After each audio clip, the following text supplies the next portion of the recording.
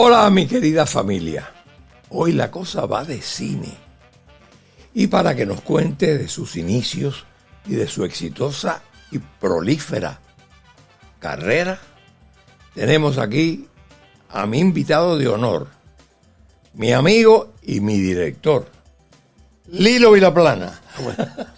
¿Cómo andas, Lilo? Muy bien, y más ahora contigo, o sea, frente a mí. Yo feliz de que estés aquí. Vamos a caer la majarete, porque como digo yo, porque esto se va volando. Camagüeyano, como mi familia. De Nuevita Camagüey. No me digas. Bueno, qué bien. Empezamos bien. Cuéntame cómo, no te voy a preguntar, mejor dicho, no te voy a preguntar eso. Iba a preguntártelo, pero ya no lo decidí hace un momentico no hacerlo. Preguntarle de tu niñez, porque todo eso, tú jugabas pelota, jugabas a lo escondido con tu hermana y con tu hermano. Ustedes son tres. Tres hermanos. Mi hermana que es abogada y mi hermano que es anestesiólogo. Médico anestesiólogo. Sí. Él vive en Chile, mi hermana en Camagüey, Cuba. Ok, qué bien. ¿Cómo fue que tú empezaste desde niño? ¿Qué pensabas hacer cuando fueras grande? Bueno, mi padre tenía planificado para mí que fuera veterinario. Ya sé. Entonces, pero eso vamos a dejarlo para más adelante. Creo que varias cosas influyeron, ¿no? De niño con mi hermano, con mi primo Luisito, con muchos en la cuadra, jugábamos a las espadas, veíamos las aventuras. Lagardère, Conde de Montecristo.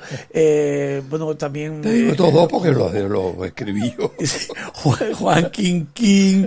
Bueno, cuántas aventuras, Guillermo Tell, sí. Robin Hood. Y claro que te veía en televisión también. A ti, Marcos, también fuiste inspiración para todo esto.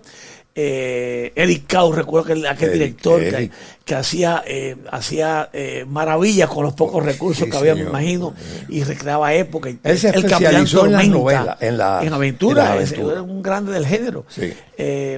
Y yo creo que tuvo que ver con un instructor de teatro que recién falleció, Cecilio Montejo, que llegó a mi pueblo buscando niños para una obra de teatro, para hacer una obra sobre José Martí, y también con la llegada a una película que creo que fue bastante mala, Un hombre, una mujer, una ciudad, que se filmó en Nuevitas. Bastante mala. Yo trabajé ahí. Sí, trabajaste, creo que sí, trabajaste ahí. Y también estaba Ramoncito Veloz y Mario Balmaceda. Es un papelito. Sí. Y yo cuando empezó, eso fue 75, 76, y yo salía a ver donde filmaban y empezaba a ver yo decía el trencito, al dolly, ¿no? Que iba para un lado y para otro, y los actores y todos los cables aquellos en esa época, y yo miraba, pero me gustaba más lo que estaba detrás de todo aquello que lo que pasaba en escena. Creo que por ahí nace mi gusto por el cine, porque realmente en mi familia no hay una tradición de artistas. Mi padre era un hombre humilde que quedó órfano muy joven y trabajó mucho para sostener a su familia, y mi madre ama de casa, mecanógrafa y taquígrafa. Y creo que por ahí vino, y además al ver las aventuras, la televisión, empezaba a buscar, como eran muchos inspirados en libros, buscaba libros para leer en qué iban terminando, me iba adelantando a ustedes los escritores, ¿no? Tu vida cambió, vamos a decirle así, cuando tu papá te dijo que tenías que él quería que tú fueras veterinario y tú le dijiste que no. Bueno, eso por una parte, y por otra parte, yo terminé el preuniversitario en mi pueblo, y ya yo estaba en un grupo de teatro aficionado en el pueblo que había cogido varios premios. Como actor y dirigía algunas cosas. Y ya me metí inquietud por la dirección. Y estaba en el taller literario del pueblo y escribía teatro. Entonces, yo quería estudiar dramaturgia y teatrología, y no llegaron esas carreras al pre donde yo estudiaba, y entonces competí, organicé todo lo que yo había escrito, lo que estaba haciendo, y fui al ISA a pedir que me hicieran exámenes para ingresar, y me dijeron que no, que si en la escuela lo que había era beca de médico y demás, lo que había ahí era lo que tenía que estudiar, no podía estudiar otra cosa. ¿Qué cosa? Esas son las cosas de Cuba. Yo recuerdo que yo le lancé esa cosa arriba de la mesa, y le dije, recuerde mi nombre, Lilo Vilaplana, que un día va a sonar, y me fui. ¿Y recuerdas a esa persona? Sí, ella, después hablando con el nombre María Algo, que vivía en el edificio Albertico Puyol, después hablando con Albertico, el nombre ¿Sería María Luisa o María? Era Ortega de apellido. Era María Algo, Ortega. y que era la rectora. Se consiguió una entrevista que dijo, no, hacía, esa época querían hacer médicos en serie. Creo que era María Elena Ortega, porque esa no era María Elena Ortega, no, era otra persona, el nombre no, para mí no era importante. Intrascendente, no vale la pena. Llegué a mi pueblo y cuando vi que solamente había beca para medicina, dije, esto no es lo mío, prefiero dejar de estudiar. Voy a hacer un paréntesis ahí. Tú eras un lector desde muy jovencito. Sí, claro. Sí, claro. Tenías tu pequeña biblioteca. Mi gran biblioteca. Tu gran biblioteca. Sí, el papi nos daba siempre $1 a cada uno para la merienda y mis hermanos merendaban y yo lo que hacía era ir a la librería a comprar libros. Entonces compraba libros. ¿Qué edad tenías ahí en esa edad? Pues sí, imagínate tú, como 10 años, 11 años. Wow. Yo leía mucho. Incluso yo empecé en mi casa había unos libros que tenía mi abuelo de Marcial Lafuente Estefanía y eso, de vaqueros. Ya. Y yo lo primero que escribo fue una cosa de vaqueros. Yo le puse John Smith, porque el vecino al lado, Román Smith, y Smith como americano, John Smith en lo más altas. Y entonces daba caché. Pero yo lo escribía como en forma de teatro, ¿no? Ponía el nombre. John, lo que decía John, Pepe, Marshall, lo que decía cada personaje. Eso intuitivamente porque tú nunca habías visto un libreto. No tenía ni idea de eso. Claro. Y cuando estaban dando Guillermo Tell, yo fui a la librería a ver en qué terminaba, qué pasaba con Guillermo Tell. Y cuando compré el libro de Guillermo Tell, digo, este tipo escribe como yo, Freddy Chira. Y entonces empecé a buscar tipos que escribieran como yo. Entonces, Chejo, Shakespeare, López de Vega, Arthur Miller. Como tú, Shakespeare. William. Eso es buenísimo. Entonces, ahí empecé yo descubrí el teatro, entonces empecé a escribir de esa manera. Dije, voy a escribir. Entonces escribí. Oye, qué cosas. Son cosas, y de verdad que uno la historia de cada uno de nosotros es un banquete, la verdad. Y atrevido, porque empecé a dirigir, trabajaba metí en una fábrica fertilizante, porque el grupo mío era de esa empresa. Y hacíamos teatro, y de pronto montábamos una obra cubana, digamos, Molinos de Viento, pero hacíamos un clásico, Edipo Rey, y el primer gran elogio que recibo como director fue con esa obra, y fue Pedro Álvarez. Pedro Álvarez está en el periódico en mi casa, que dice, no se me olvide, porque cuando uno lo valida, cuando uno le dicen algo importante, uno lo guarda para siempre, ¿no? Claro. Dice, Lilo Vilaplana tiene alas de águila y de imaginación, y no le tasca el freno a la hora de crear el mensaje que lleva al público. Lo demás será el pulimento el pulimento que da el oficio, y el oficio lo da el hacer constante. Y luego ¿guardas eso? Hice una amistad con Pedro Álvarez y escribí una obra que se llamó Máscaras para la vida de un hombre, que era un poco sobre cómo la gente tenía que sobrevivir usando máscara en el socialismo para adaptarse a las cosas y mentir. Entonces eran dos personajes, el joven, el jefe, el vendemáscara, eran unos personajes. Y Pedro quería hacerla. Y me imagino que no lo pudo hacer. Después le dio el infarto y murió Pedro con la obra en las manos. Yo sentí mucho y la obra, o sea, que en esa época uno escribía a máquina. Sí, claro. Y ese libreto lo perdí para siempre. Era la única versión que tenía. Qué pena. Yo fui un gran amigo Por de Pedro. Por ahí tengo fotos con Pedro Álvarez. Y tengo anécdotas sí. tremendas. Te lo contaré fuera de cámara, porque si no, el entrevistado aquí eres tú. Tu abuelo tuvo una fuerza tremenda en tu carrera, en tu manera de ser, ¿no? Sí, marcó tu vida. Marcó mi abuelo y mi padre. Mi padre trabajó en un almacén de víveres y mi mamá me decía, vete, que te den un poco, téngame allá. Usted me da un pomito. Vente allá. Que me tuviera allá. Entonces, yo estaba allá. y entonces ahí había muchos boxeadores, delincuentes, presidiarios. Entonces me crié con toda esa gente que para ellos lo importante era la palabra. Claro. Entonces, eso fue un código. Y por parte de mi abuelo me enseñó y mi abuela, Rafael Santalo y Celso Espósito, que el comunismo no servía. Mi abuelo estuvo preso cuando Girón lo recogieron.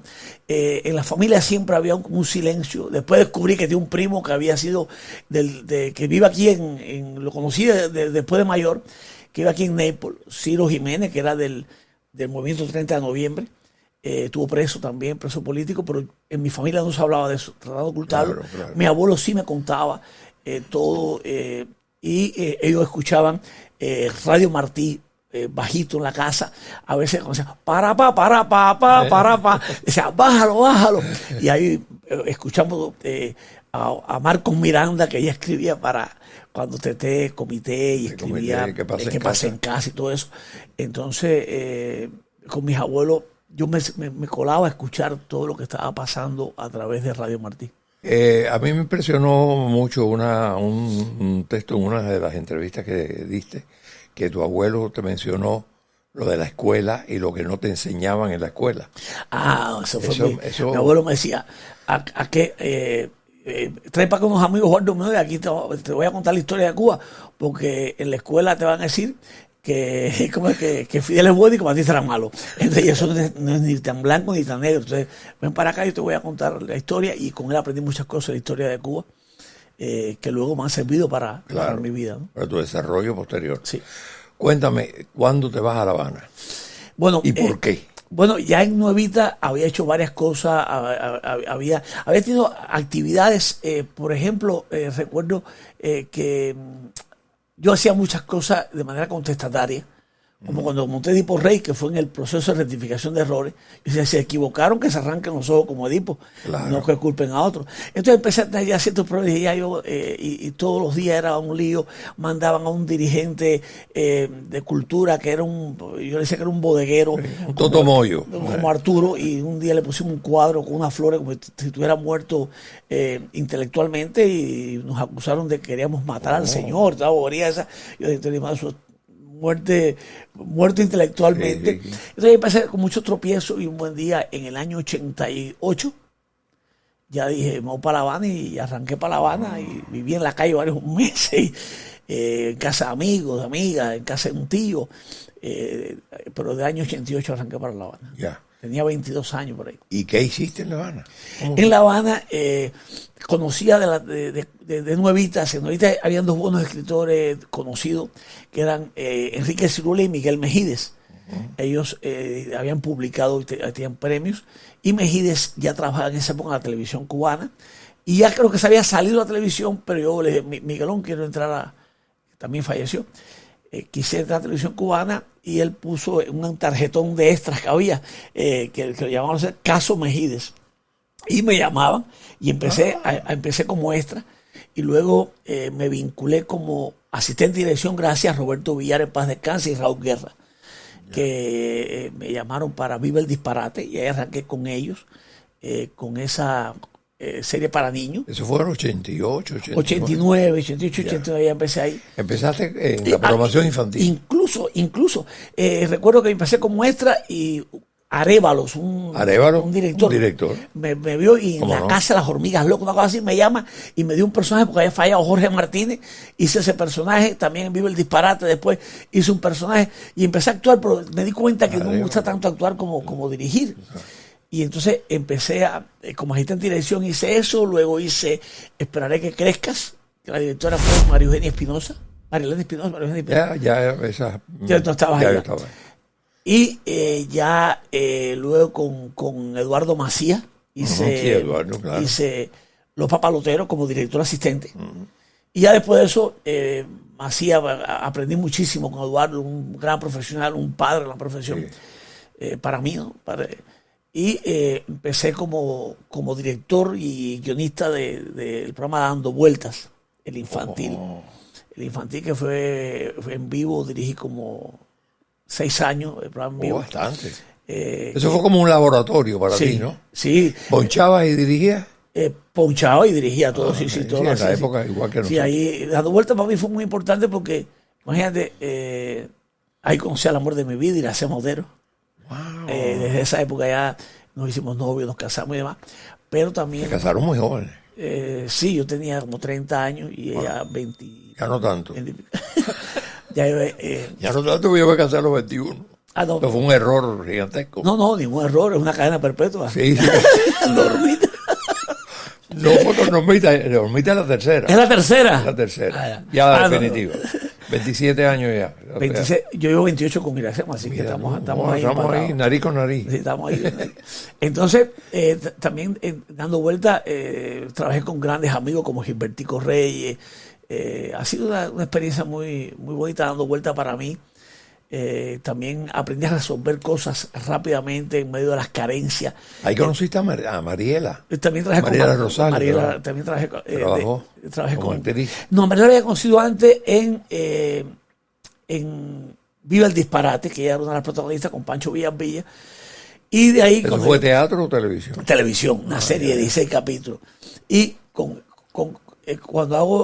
me dan a dirigir dando vuelta, yo hice un cambio drástico del programa, de concepto, de música, de muñecos y todo, y traigo a Mariela como presentadora. Ah, qué chévere. Entonces Mariela tiene cualidades para eso, para la presentación. Sí. Y tuvo un gran tiempo trabajando conmigo ahí. Le voy a entrevistar hoy. Ah, sí, que bien. Sí. Excelente. Detrás de ti va ella. Sí. Y entonces estuve en la televisión cubana hasta el año 1997, que ya salgo para Colombia, 28 de enero del 97. O sea, tú sales de Cuba. Natalicio de José Martí. Qué tremendo día. Sí. Tú sales directo a Colombia. ¿Cómo es que te puedes ir a Colombia? A Colombia por un contrato de trabajo con la empresa TV Cine. Ah. Iba como asesor dramático de la empresa. Cuba permitía ese tipo En de esa época te intercambio. mandaban por 6 meses, te hacían la trampa de ponerte un pasaporte rojo para que no te quedara. Oh. En fin, también después hay que hacer trampas a ellos para no poder quedarse. Claro. Pero salí el 28 de enero de 1997 y ya no regresé más a la isla. Fue la última vez que vi Cuba. Tú en Colombia hiciste carrera, una carrera sólida. Digamos que sí. Creo que sí. Llegué en el 97, ahí empecé primero a ver que la productora TV Cine estaba como asesor de los proyectos que llegaban y demás. Luego se dieron cuenta que escribía, que dirigía, me encargaban trabajos. Le hice trabajo de asesoría detrás de cámara a Jorge Litriano, la película. Luego empecé como guionista y director de un programa que se llamaba Siguiendo el Rastro, de un docudrama que fue muy exitoso. Luego de Siguiendo el Rastro salgo hago Tabú, una novela en codirección con Ali Umar, Tabú. Telenovela. Telenovela. Y ya después de eso monto mi propia compañía, que era una escuela de actuación, se llamó Tespis Producciones. Wow. Y ahí daba clase mi esposa Iracema. Iracema salió 6 meses después, salió Iracema para allá. Entonces, para Colombia. Ahí en Tespis damos clase de actuación, empezamos a producir de manera independiente 2 proyectos, Justicia o Ley, que es un docudrama, que es lo justo y que es lo legal, y Autostop, que era una serie de 4 chicos que iban de autostop viviendo. Entonces lo escribí y lo dirigían.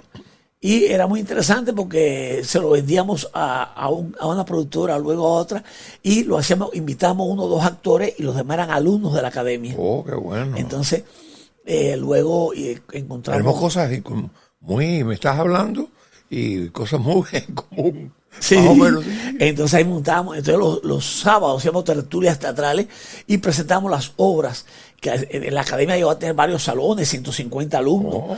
Me fue muy bien. Entonces, de ahí empecé conocí a Samuel Duque, a Amparo López, Samuel Duque Jr., y ellos...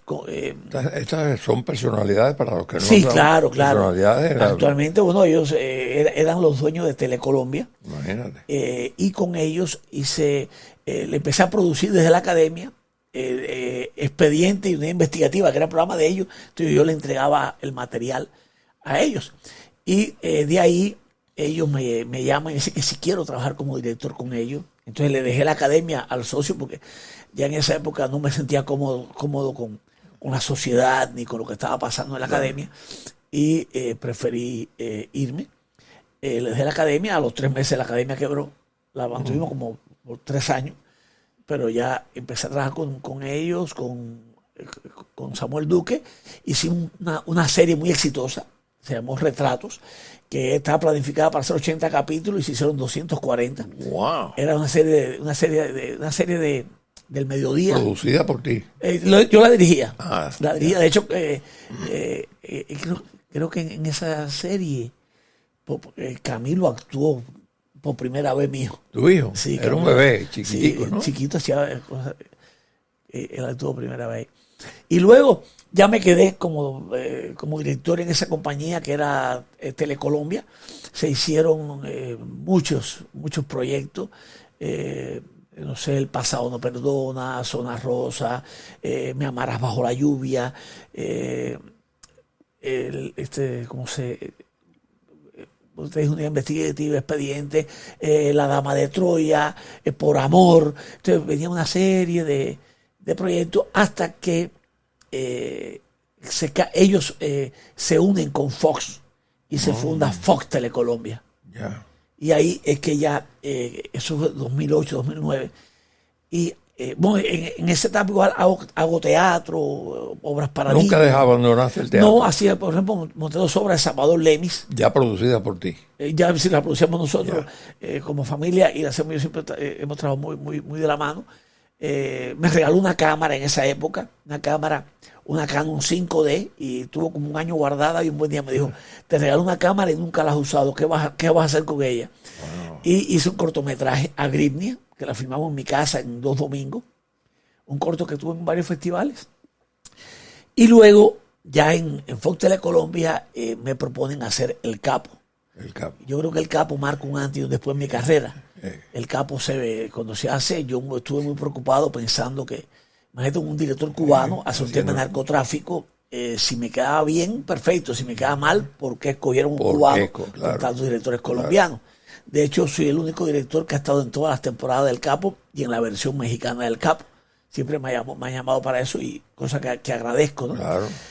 Y fue un gran éxito, se vendió a más de 70 y pico de países, El Capo. Eso como que te cambió la manera de hacer televisión en Colombia. Ya empezaron a considerarme mucho más. Ya tenía una carrera, pero creo que esto fue muy importante. Se hizo El Capo 1, luego entre Capo y Capo hacían series que escogían los 5 mejores directores de Colombia, y yo estaba, lo que consideraban ellos, yo estaba incluido ahí. Se hizo la serie Mentes en Shock, se hizo la serie Sin Retorno, Tiempo Final, Lynch, y siempre hice varios capítulos de esa serie. O sea, te impusiste como director en Colombia, un país que no es el tuyo, o sea, por tu talento y por tu esfuerzo y por tu trabajo. Sí, y gracias también a la generosidad de los Duques, que siempre considero siempre hay alguien que me trabajaron conmigo, claro. y también ellos para todos los proyectos me tenían en cuenta. Claro. No, me tenían en cuenta, les gustaba mi manera de trabajar, yo les cumplía por tu trabajo y tu talento, fíjate de entonces eso. Ahí trabajé con ellos mucho, un gran tiempo. De hecho, en esa época había muchos cubanos allá a los cuales apoyábamos, metimos la televisión. Iracema creó su compañía, que primero daba clase de actuación y demás, creó su compañía de talentos y se convirtió en una manager importante en Colombia. Y era un apoyo para tu trabajo también, claro, porque ahí era una fuente de talento. Por supuesto.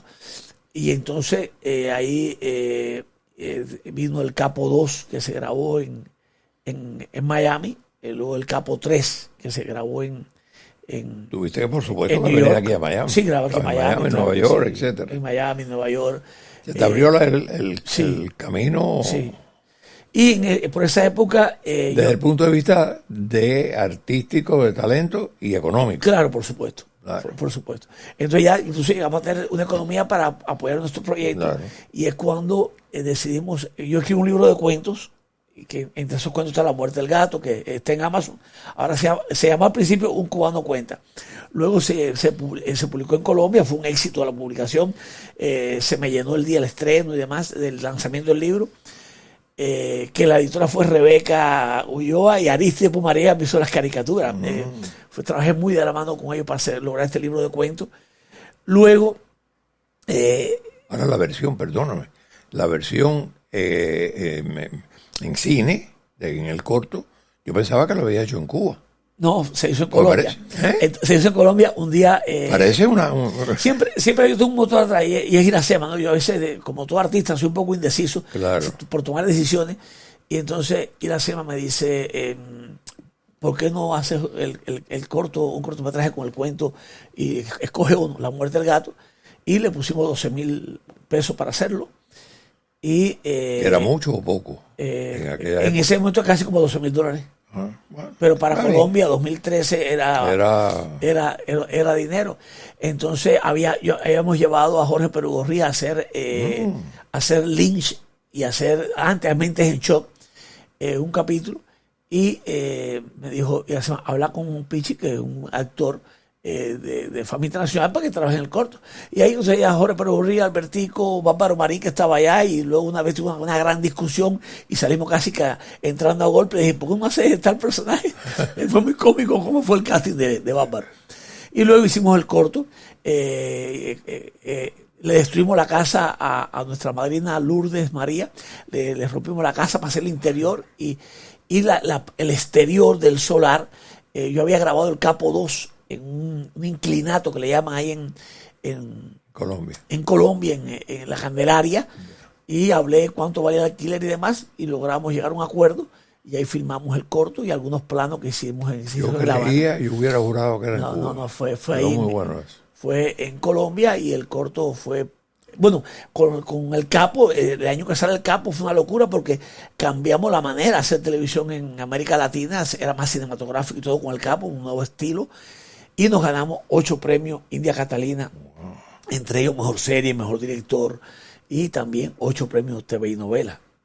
Eso fue muy grande. Claro. Entonces, con La muerte del gato nos ganamos el premio al mejor corto de América Latina en España, en el Festival Iberoamericano de Cortometraje, que compite todo lo mejor de América Latina y de Iberoamérica. Y ya venía con varios premios, y se hace el Capo 3, La mariposa, otra serie que fue muy exitosa, Un sueño llamado Salsa, en fin, muchas series y novelas. Y en el 2000, creo que fue 2014, me llaman de Telemundo para dirigir acá en Estados Unidos. Oh. ¿Y ahí vienes para acá? Entonces hablo en 2014 en Fox Tele Colombia. Les digo a ellos que tengo esta oferta. Ellos decían que hicimos mal, emparejamos la oferta, no te vayas. Les dije que yo los quería mucho a ellos, pero que quería probar a hacer otras cosas, claro, que después yo regresaba. Claro. Y es cuando había lo más reciente que había hecho allá era Arrepentidos, una serie para Nat Geo, había dirigido para Nat Geo, y llego a Estados Unidos y me entero que ganamos el Emmy a el mejor programa de habla inglesa en primetime norteamericano, que es el primer Emmy que gano. O sea, ya veo con varios premios. Y entro a Telemundo a dirigir. O sea, no lengua inglesa, en español. Perdón. Emmy el mejor programa en español en lengua española, no lengua en inglés. En lengua mejor programa en español en el primetime norteamericano. Exactamente. Exacto. Entonces ganó ese Emmy, que es un Emmy internacional, un Emmy importante. Muy importante para cualquiera. Para cualquiera. Creo que es el primer Emmy que gana esa compañía que... Y hago el Dueños del Paraíso, con Kay del Castillo, la protagonista, y esa es la obra con Telemundo. Ya después termino eso y ya me quedo en Miami, me pongo a hacer microteatro, mientras esperaba el año y un día para aplicar residencia. Claro. Y bueno, por ahí vamos. Ahí viene Plantado. De ahí, no, antes de Plantado, ¿sí? hay mucho recorrido. De ahí hacemos un GoFundMe para hacer el segundo cortometraje, el segundo corto de mi libro de cuentos, que es La casa vacía. Entonces conseguimos de ahí tengo el gran recuerdo de conocer a mi amigo Miguel Grillo Morales, que nos ha apoyado después en otros cortometrajes. Hacemos la casa vacía. De ahí conozco a a Marcel Felipe, gracias a Diego Suárez. Un día que íbamos a conocer a José Daniel Ferrer en su casa, conozco a Marcel Felipe, y con Marcel Felipe llego a América TV, conozco a Carlos Basayo y empezamos a hacer Leyendas del Exilio. Ya hacemos temporada 1, 2 y 3. Se entrevistan a 38, o sea, temporada 39, de 13 y 13 capítulos. De ellos ya han muerto 10, o sea que fueron las últimas entrevistas de muchos sellos, de estas glorias del exilio. Muy importantísimo entonces, ese testimonio. Queda ese testimonio. De ahí hicimos Irene en La Habana, que un guión de Juan Manuel Cao. Es un cortometraje. Los Ponedores, que es una obra de teatro que convertimos en cortometraje, y se hizo la producción con Miguel Grillo, que también financió este cortometraje. Nosotros hicimos también otro corto en la casa de la novela cubana, a partir de otro de los cuentos del libro, y conocemos muchos actores, conocemos también a las personas que entrevistamos, y un buen día me llama Fox para ir a México a dirigir la versión del Capo allá en México. Y entonces nos vamos 7 meses a México, y allá hacemos el Capo versión mexicana. Mientras esto está pasando, mi hijo está estudiando cine en Emerson, en Boston. Y digo esto porque después mi hijo va a ser importante. Muy importante. Se une al equipo de trabajo de nosotros. Viene Plantados. Con Plantados es Gracia Ángel de Fana, Ernesto Díaz Rodríguez y el fallecido Roberto Perdomo, que van a ver a Leopoldo Fernández Pujol. Le dice: mira, hay un director cubano, llevas 25 años que no es una película, solo Plantado, no has podido hacerla porque no hablas con él. Y ahí nos convoca a una reunión, y en esa reunión, en el barco de Leopoldo, queda sellado hacer la película, el presupuesto, hacer el guión desde el principio, entrevistar al preso político, leer, y ahí es que sale Plantado, que resulta ser ganadora del premio del público en el Festival de Cine de Miami, que siempre lo aclaro, el festival no quería que participara la película, sino que fuera invitada, pero que no compitiera. Siempre hay cierto, son reacios al tema que habla contra la dictadura castrista. Me pasó con Plantadas. Pero yo creo que eso fue en aquella época, ahora ha variado. Eso sí, igual. Sí, igual. Sí. Entonces, pues aparentemente dicen que varían, pero todo está igual. Entonces, Plantados le da la patada a la puerta. No hay peor puerta. Cuña que la del mismo palo. Plantados le da la patada a la puerta, entra al festival, gana el premio público.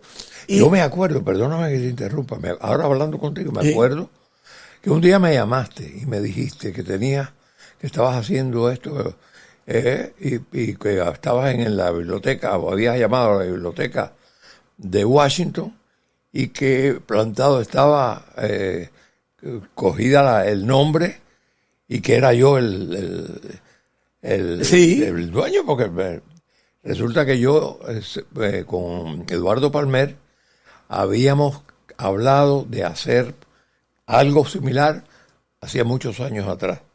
Y resulta que tú no le podías poner el nombre Plantado a ustedes, la compañía, un grupo. Me acuerdo perfectamente. ¿Te acuerdas?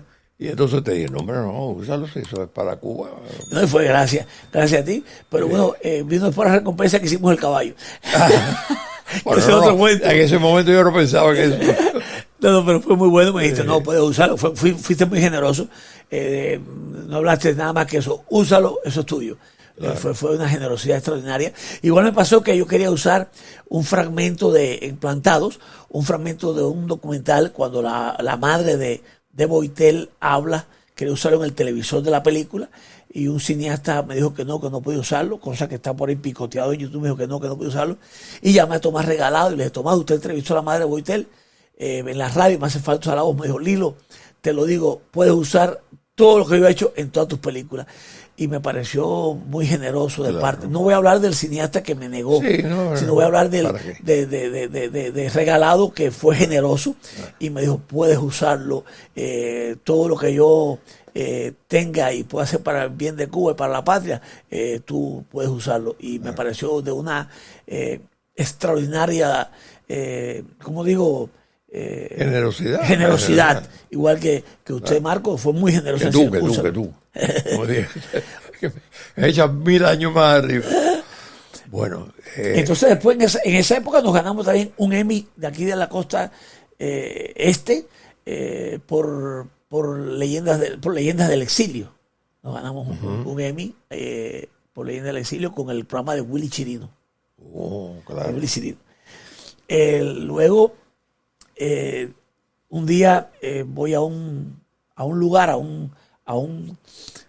una actividad, un restaurante, iba a cantar Fidel Pérez Michel y demás, y en la mesa me encuentro con Norma y con Marco, y empiezan a contarme historias de ellos, y me cuentan lo que le pasó con un caballo. Sí. Y le dije, esto es un guión para una película. Y ahí surgió. Y ahí surgió el caballo. Que se hizo con muy poquito dinero, pero con muchas ganas. Sí. En 5 días se rodó Increíble. Una película de 1 hora y 15 minutos, que ha sido muy, muy interesante el proceso del caballo. La gente la ve, la gente le gusta, ha sido muy bonito, y que fue la última actuación también de Abel Rodríguez, que en paz descanse. ¿Verdad que sí, Abelito? Abelito. Y el caballo tuvo, es una película, la gente cuando me habla de ella, me habla es con fresca, fresca y tiene de todo. Sí. La has mandado, puedes mandarla. ¿Sabes qué? Nunca la mandé a concurso. La dejé como para que la gente la viera abiertamente. Sí, porque al verla, o sea, al publicarla, ya no lo puede mandar. Pero no, quedó muy bien. Después viene Plantadas. Tenemos que saltar un poquito porque estamos en el ¿tú tiempo. me dices? No, pero esto es importantísimo. Plantadas como película. Plantadas, un buen día, Reynor Rodríguez, que es un luchador anticastrista genial, un hombre que ha sido todo lado por la patria, me dijo, si los Plantados tienen su película, las Plantadas tienen su película. De verdad. Y yo le dije, ¿y con qué presupuesto contamos? Me dijo, cuento con el exilio que va a apoyarme. Y así fue. Y así fue. El exilio apoyó, empresarios, políticos, muchas personas apoyaron. Otros pusieron zancadillas, otros cerraron las puertas. Como siempre pasa. Como siempre. Pero se logró hacer la película Plantada. Muy bien. Es un homenaje que había que hacerlo. Sí, se entrevistaron a las presas políticas, se investigó, se hizo un trabajo con poco presupuesto, pero con mucho cariño. Y a la película ha obtenido 4 premios. Obtuvo el premio del público al Festival de Cine de Miami, el premio a la mejor película del festival, también el premio Mejor Dirección al Festival de Cine de Nueva York. Obtuvo el premio Mejor Película al Festival Internacional de Toronto. Todavía ha estado como en 10 festivales y ahora ha sido seleccionada para 2 nuevos festivales. El Festival de Santander en España, que va a ser ahora, se presenta el 25 de agosto a las 5 de la tarde en Santander, en España, y el Festival Latino de Nueva York. Qué bueno. Que es importante tener presencia en ese festival. Señor. En ese festival es bueno que nos apoyen Nueva York los cubanos, porque el tema de los presos políticos no es pasado en Cuba, es presente en Cuba. Claro. Está pasando en estos momentos lo que está pasando en Venezuela, terrible. El pueblo en las calles, los represores cubanos en Venezuela. Pues sería bueno que se lanzaran en Cuba a la calle, porque así no sé cómo se van a dividir para reprimir a 2 pueblos en la calle. Sería maravilloso, y no es que haga una convocatoria, pero sí es una convocatoria. Creo que los dictadores se tumban en las calles y es importante hacerlo. Y Plantadas nos ha traído muchas alegrías. Se han hecho presentaciones, de hecho se ha presentado próximamente en México, se ha presentado en varios países, estuvo 10 semanas en cine aquí en Miami, y ahora tenemos nuevos proyectos.